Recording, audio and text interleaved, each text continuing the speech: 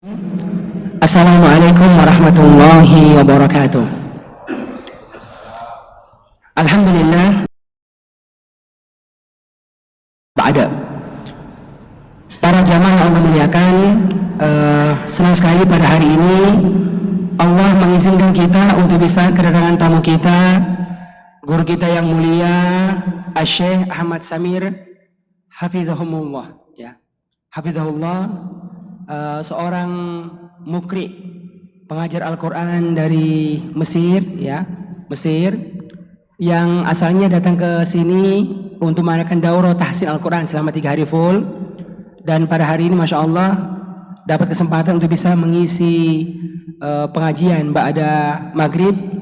Semoga waktu yang ada ini sampai dengan Isya bisa Allah berikan keberkahan kepada semua kita. Malam hari ini Insya Allah beliau akan menyampaikan materi seputar meraih, ya, kemuliaan dengan Al-Quran.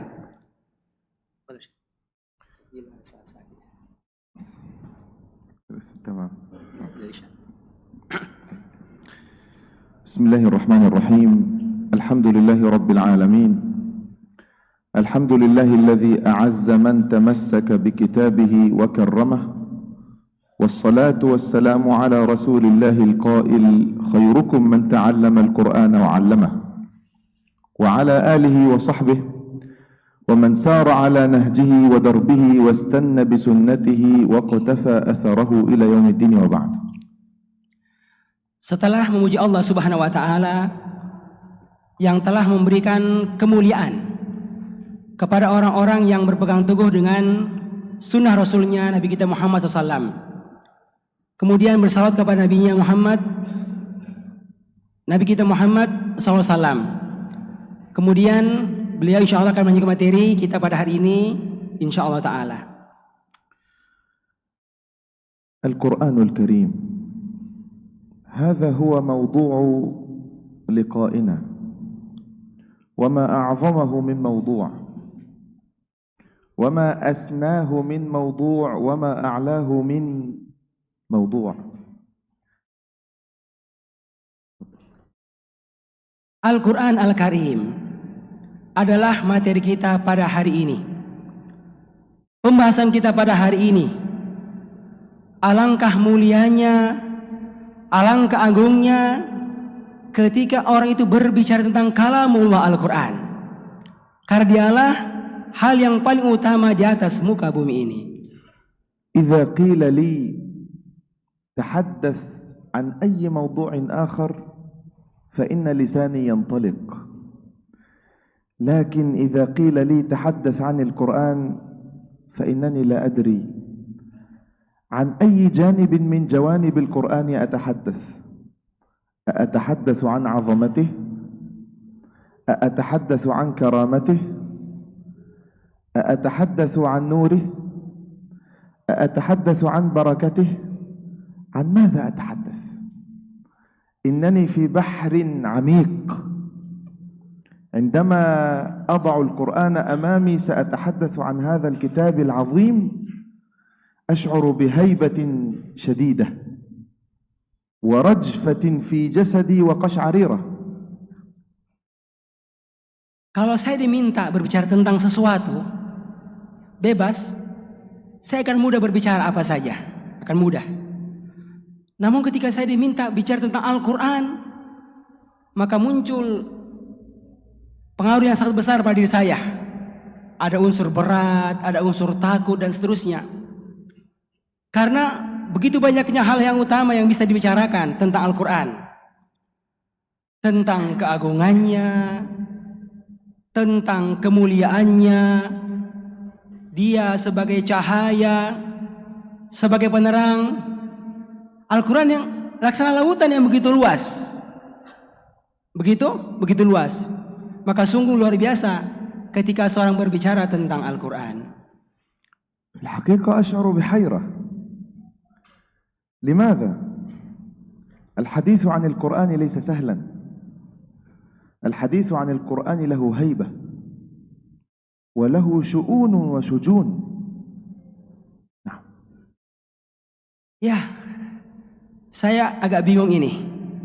Mau bicara tentang apa Al-Quran ini? Karena begitu banyak di sisinya. Tidak mudah bicara tentang Al-Quran.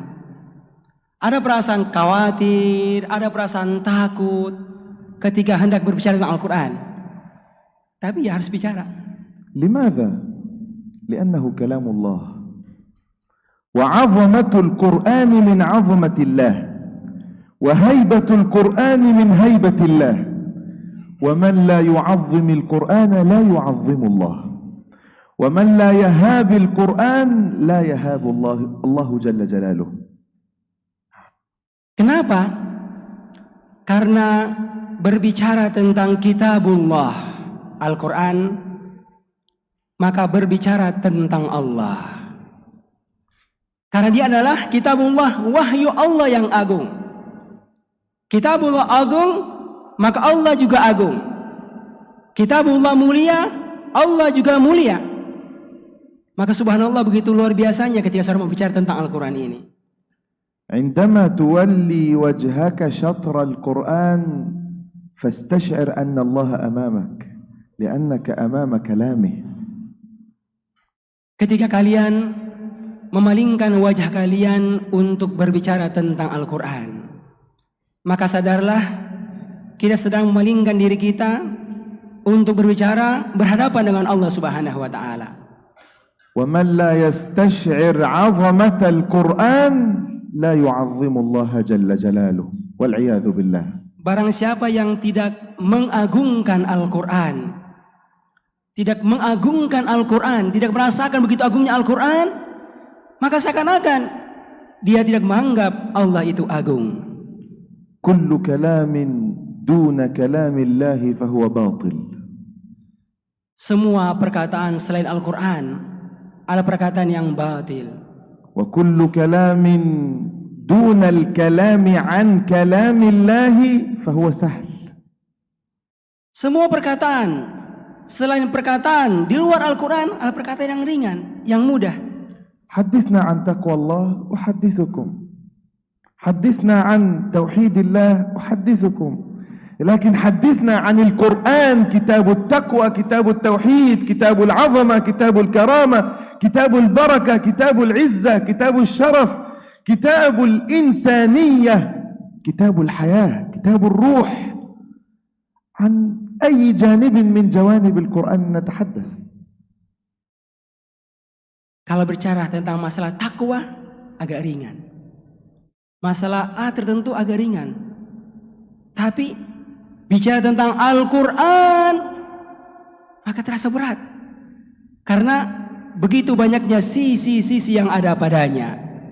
Sisi keagungan, sisi kemuliaan, sisi kebaikan, sisi perhatian kepada insaniah, kemanusiaan.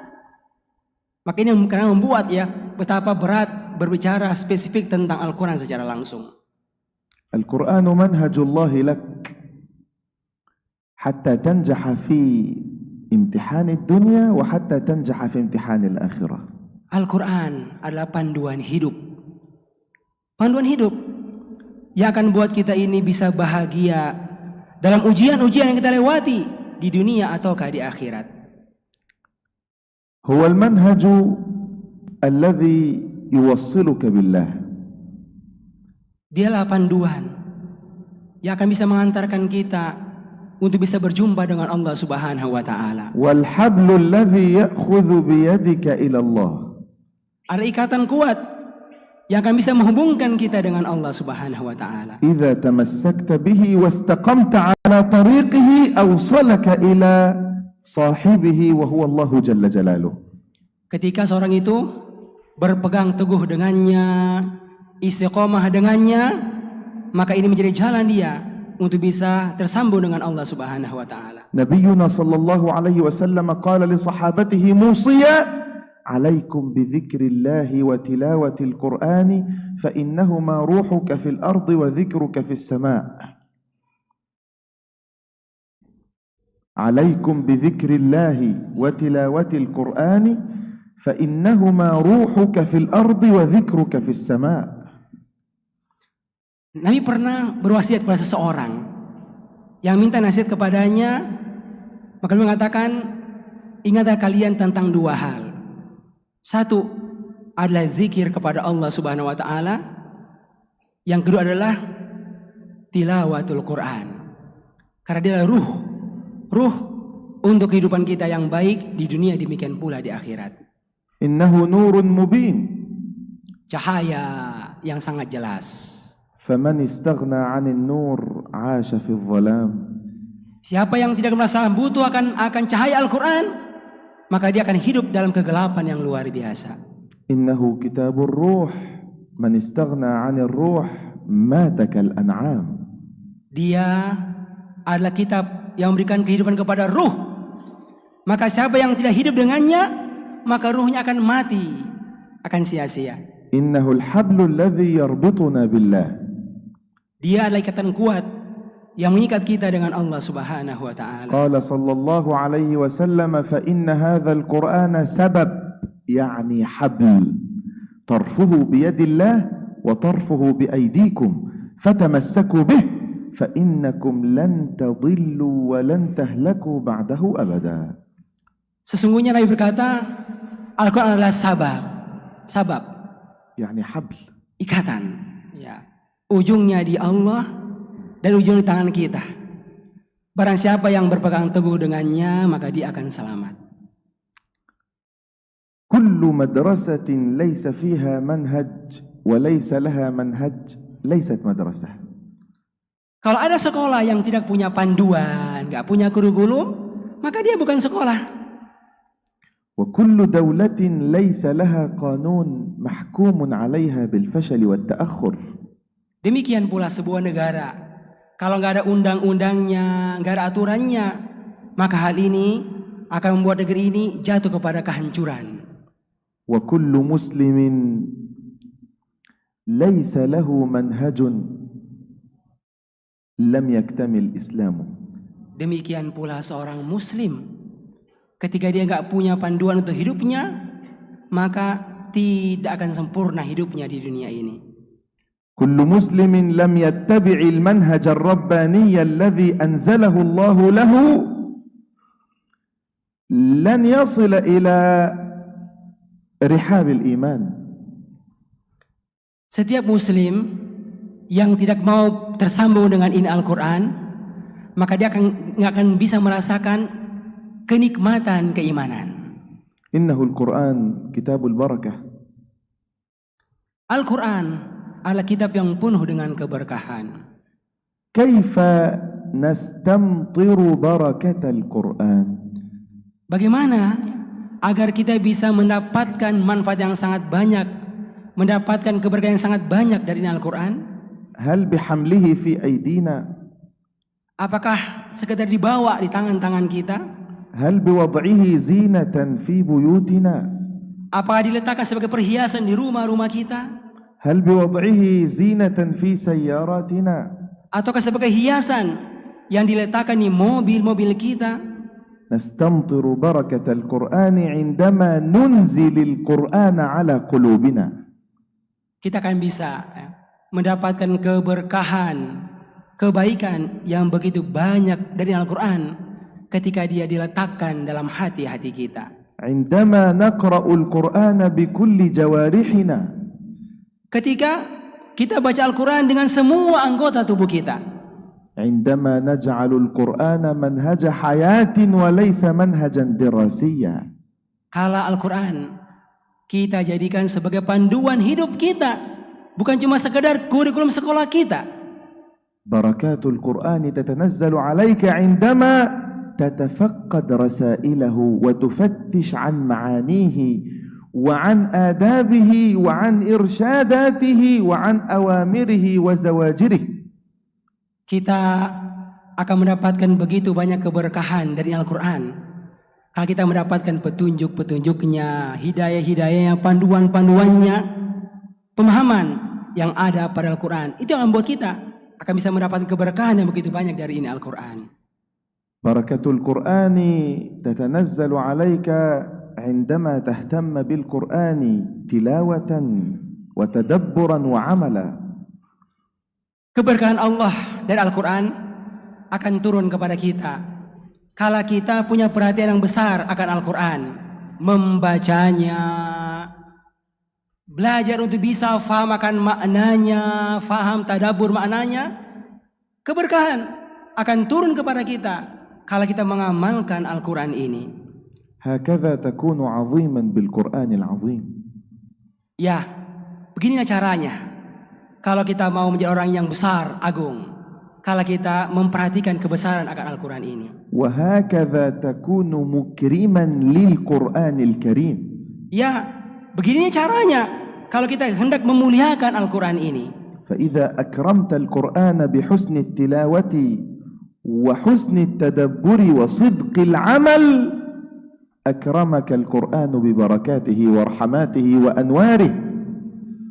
Kalau kita memuliakan Al-Quran dengan membaca Al-Quran dengan baik, memahami Al-Quran dengan baik, mengamalkan Al-Quran dengan baik, maka Allah pun akan memberikan keberkahan kepada kita, memberikan kemuliaan kepada kita dengan cahaya yang begitu banyak yang datang daripadanya. إذا عرفت قدره أعلى قدرك. Kalau kita faham akan kemuliaan dan ketinggian ini Al-Quran, maka Allah akan angkat martabat kita.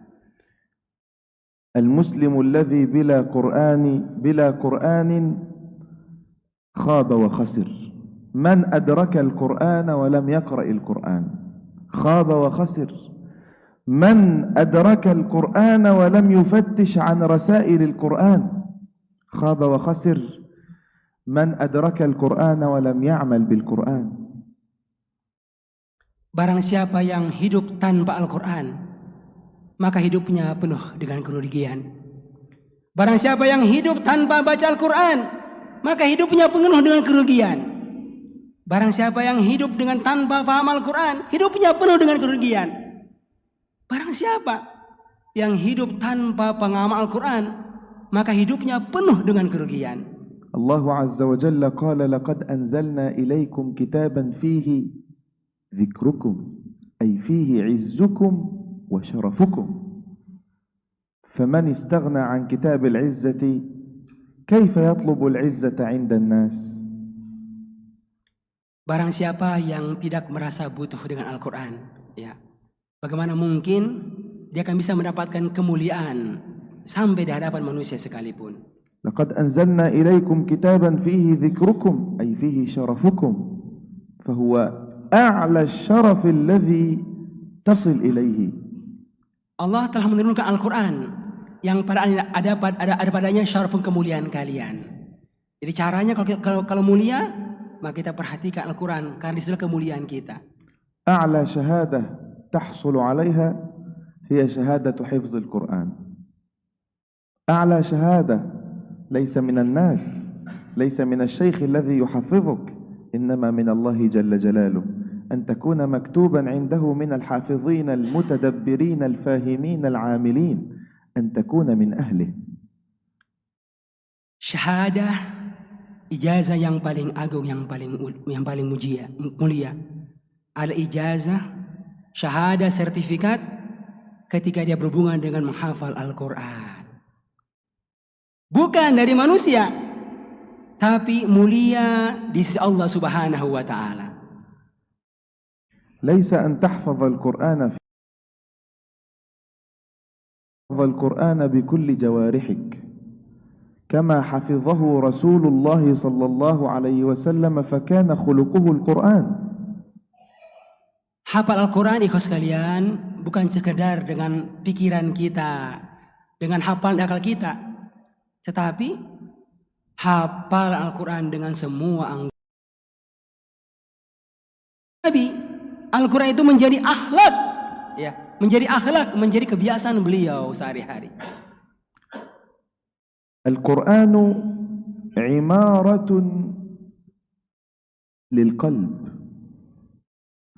Al-qalb alladhi laysa fihi shay'un min al-Quran kalbayt al-kharib. Al-Quran, ya, akan membangun hati-hati kita. Bayangkan, Al-Quran itu akan membangun hati-hati kita. Bayangkan kalau ada rumah, ya, tanpa hal-hal yang mau dia terbangun, dia akan rubuh, dia nggak kuat. Kama qala sallallahu alaihi wasallam, إن الذي ليس في جوفه شيء من القرآن كالبيت الخرب أو البيت الذي لا يقرأ فيه القرآن بيت خرب. Kami mengatakan siapa yang tidak ada pada dirinya, pada mulutnya Al-Quran, maka seperti sebuah rumah yang rusak.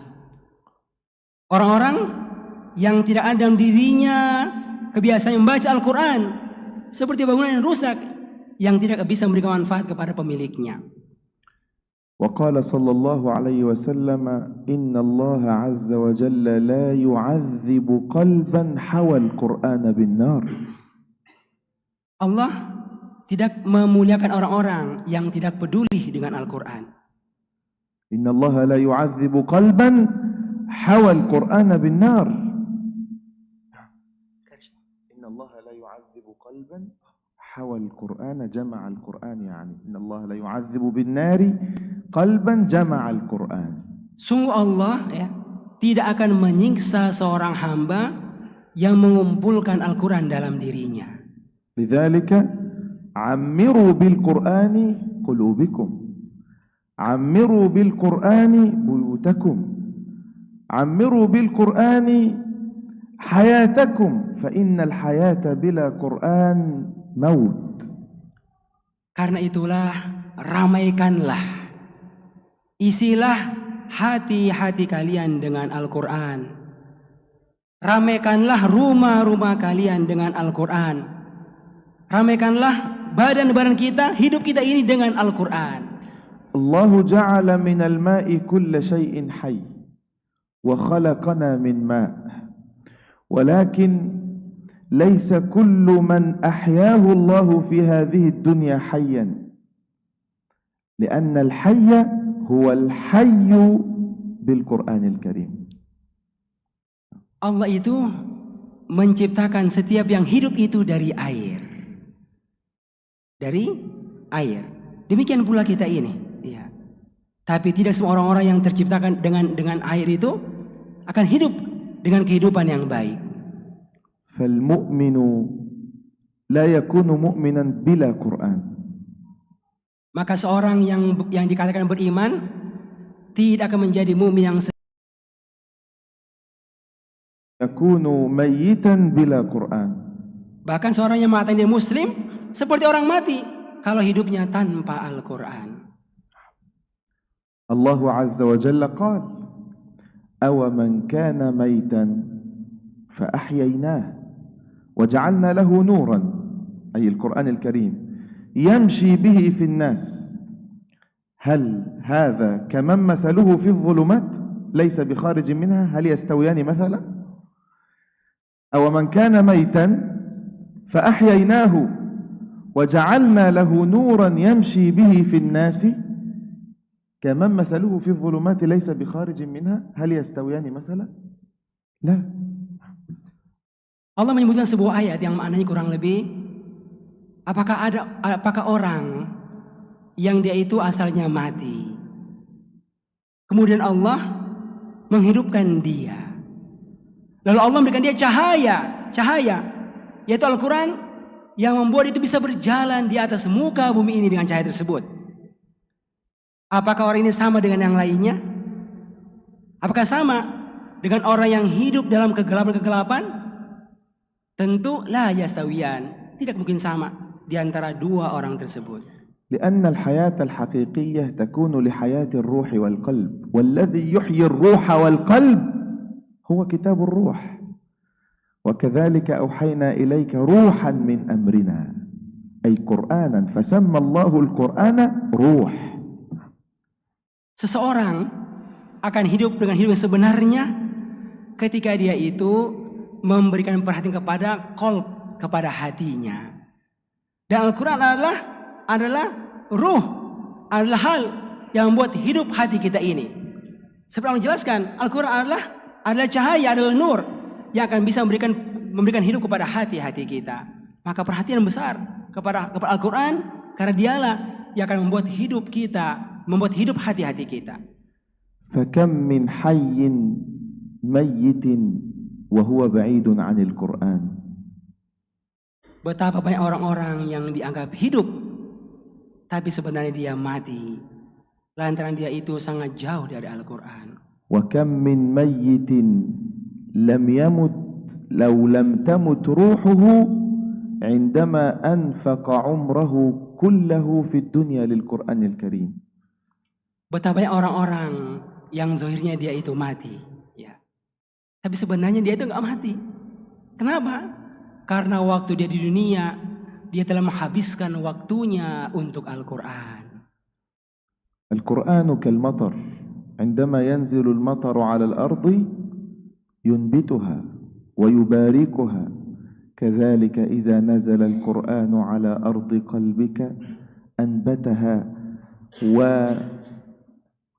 وحتى تخضر بإذن ربها وتنير أرض القلب بإذن ربها.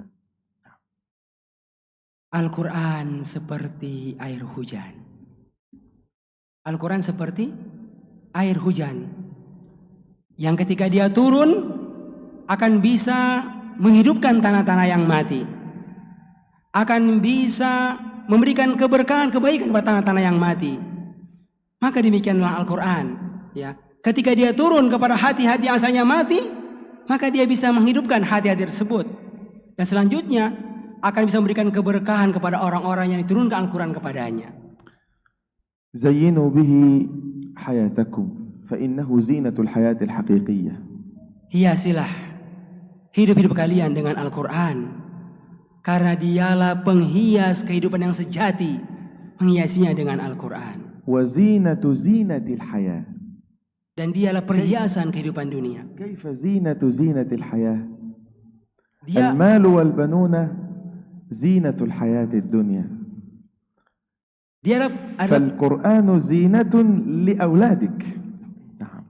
Maka dia adalah penghias untuk penghias kehidupan dunia. Dia adalah Al-Quran adalah penghias untuk penghias kehidupan dunia. Aulad amwal, harta kita yang kita punya, anak-anak kita yang kita punya adalah penghias hidup kita.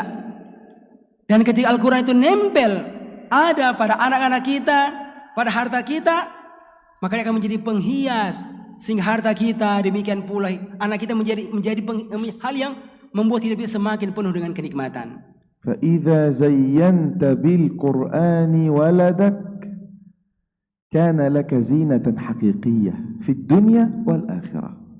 Makanya karena kala kita ini menghiasi anak-anak kita dengan Al-Quran, maka kita akan melihat, ya, betapa indahnya hidup kita dengan perhiasan pada anak-anak kita tersebut.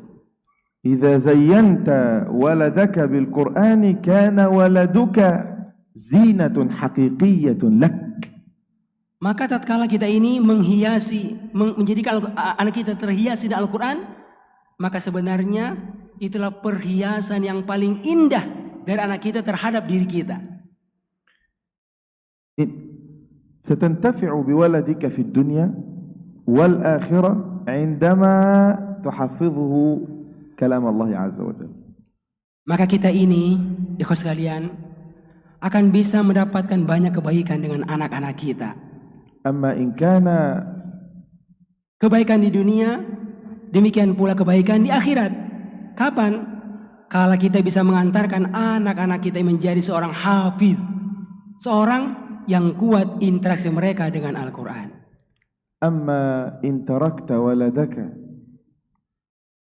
بعيدا عن القرآن ستتمتع به في الدنيا فقط. أما عندما توضع في قبرك لن يأتيك من ولدك نور لأنه ليس معه كتاب النور. Kalau kita tidak peduli, ya, untuk menghiasi anak-anak kita dengan Al-Quran, ya, kita tidak peduli untuk bisa mengajarkan anak-anak kita cinta kepada Al-Quran, cinta kepada menghafal Al-Quran, bisa jadi, ya, kita mendapatkan manfaat yang sifatnya duniawi. Namun kalau kita telah dikuburkan, telah dimasukkan ke dalam kubur, maka kita sama sekali tidak bisa mendapatkan manfaat yang banyak dari anak-anak kita. dengan apa yang mereka punya saat mereka di dunia. أما إذا حفظته القرآن فوأنت في قبرك تأتيك بكل حرف يقرأه ولدك حسنات وحسنات كالجبال. Namun tatkala ikhwas sekalian, Masya Allah ya, kita bantu anak-anak kita dampingi anak-anak kita menjadi penghafal Al-Quran. Dan akhirnya Allah pilih kita untuk meninggal dunia. Maka setiap kali anak kita yang baca Quran itu, maka terus mengalirkan kebaikan sampai segunung. Sampai segunung. Bahkan begitu banyak. Kenapa? Karena itu kebaikan akan terus mengalir kepada orang tua mereka yang punya sebab mereka untuk bisa mendapatkan kedudukan menjadi penghafal Al-Quran. Manfaat dari anak-anak mereka untuk kita sebagai orang tua. فهيا بنا لنعيش مع القرآن حتى يعيش القرآن فينا. Ayo ikhwas sekalian, kita hidup dengan Al-Quran. فإن عاش القرآن فينا غيرنا. Bayangkan ya, kalau Al-Quran itu hidup bersama-sama dengan kita, maka Al-Quran akan merubah hidup kita. إذا عشنا مع القرآن حقا صدق العيش عاش القرآن فينا وإن عاش فينا غيرنا وهذبنا وفضلنا على كثير ممن خلق الله تفضيلا. Subhanallah. Bayangkan ya sekalian, kalau kita ini benar-benar hidup dengan Al-Quran, hari-hari kita punya perhatian dengan Al-Quran, maka ini Al-Quran benar-benar akan merubah hidup kita. Merubah hidup kita, mengarahkan hidup kita lebih bagus, ya, membuat hidup kita dengan nikmat. Itu kalau kita benar-benar memberikan perhatian yang besar kepada Al-Quran. Al-Quran akan merubah hidup kita ke arah yang lebih bagus, insyaallah ta'ala. عظموا أقداركم بالقرآن وشرفوا نفوسكم بشرف القرآن فإنه يربطكم بالله ولا يربطكم فقط بنبي الله محمد صلى الله عليه وسلم. فإذا لقيتم أحدا من الأشراف عظمتموه لأنه من آل بيت رسول الله. لكنك إذا صاحبت القرآن لم تكن من آل بيت رسول الله بل أعلى، ستكون من أهل الله. إن لله أهلين من الناس قيل يا رسول الله من هم؟ قال أهل القرآن هم أهل الله وخاصته. Muliakan diri kita dengan kemuliaan Al-Quran. Agungkan diri kita dengan keagungan Al-Quran. Itulah cara yang paling kuat untuk bisa membuat kita ini mulia.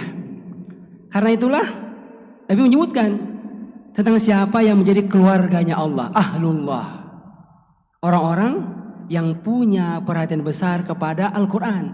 Bahkan menjadi khosoh, orang-orang khusus, spesial dengan Allah Subhanahu wa ta'ala. وحتى تكون من أهل الله إياك أن تكون عاقا لكتاب الله. Agar kita bisa menjadi keluarga Allah, orang-orang spesial Allah, maka jangan sampai kita menjadi orang-orang yang durhaka, cuek, tidak perhatian kepada kitabullah.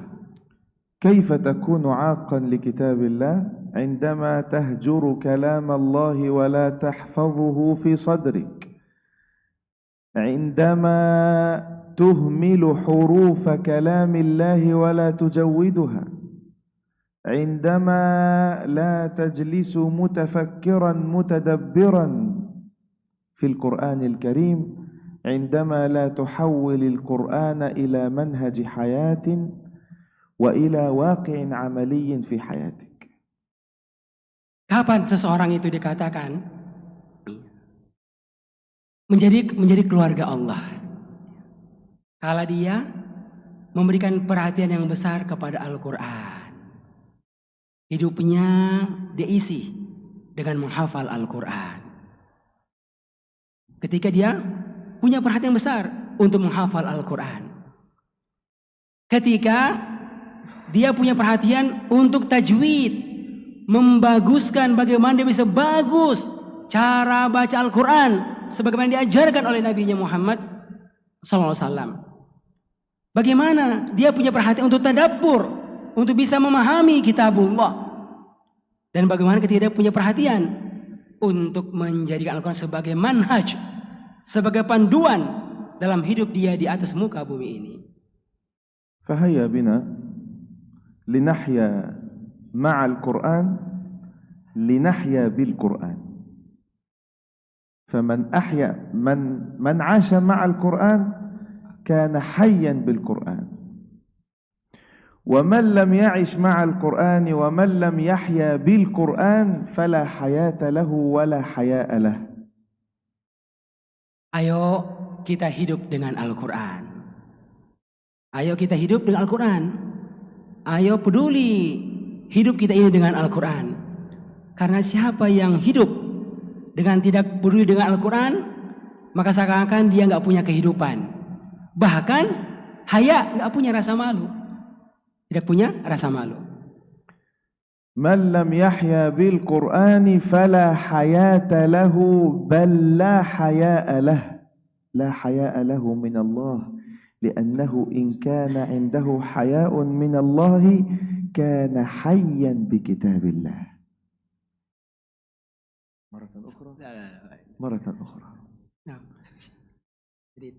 من اللفظة هذه أنا رددتها في أماكن كثيرة، كتبتها بأناملي فشعرت بأثرها في نفسي.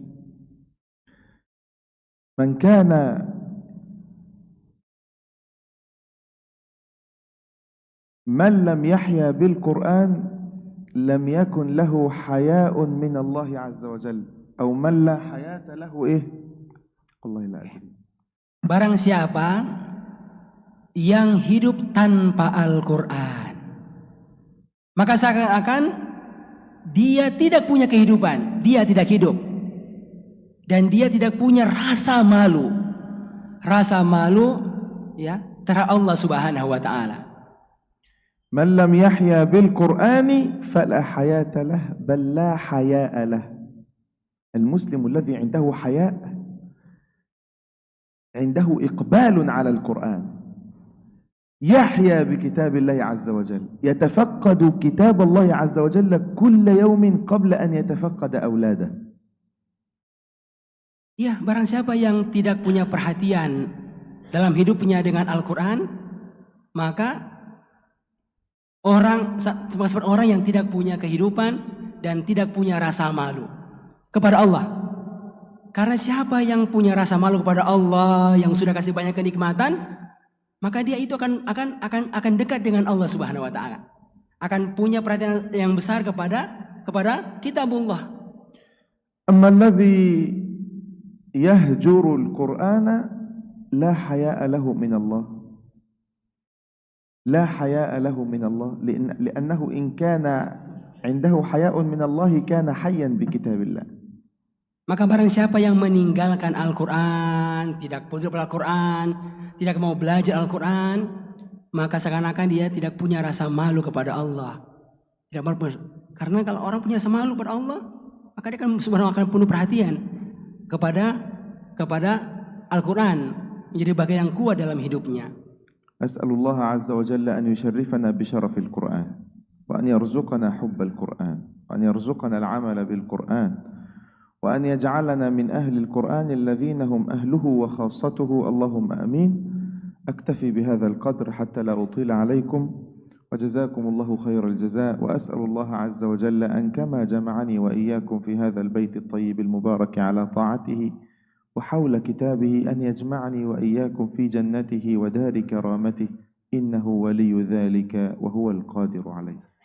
Semoga Allah Subhanahu wa taala senantiasa mengantarkan kita menjadi orang-orang yang mendapatkan kemuliaan dengan Al-Quran. Semoga Allah Subhanahu wa taala dengan ikhtiar kita ini antarkan kita untuk menjadi keluarga Allah, ahlullah dan khassah, orang-orang spesial Allah Subhanahu wa taala. Semoga sebagaimana Allah mengizinkan kita untuk dikumpulkan bareng-bareng sama-sama sekarang di dunia ini, maka semoga dengannya Allah izinkan kita, Allah pilih kita untuk bisa kumpul bareng, kembali berkumpul di surga Allah yang penuh dengan kenikmatan insyaallah taala. نفعني الله وإياكم بالقرآن العظيم والسلام عليكم ورحمة الله وبركاته. Semoga Allah memberikan kenikmatan, manfaat yang besar kepada semua kita. Demikian, alhamdulillahirabbil alamin. Assalamualaikum warahmatullahi wabarakatuh. Sudah? Masuk Isya? Jazakumullah khairan. Syukur.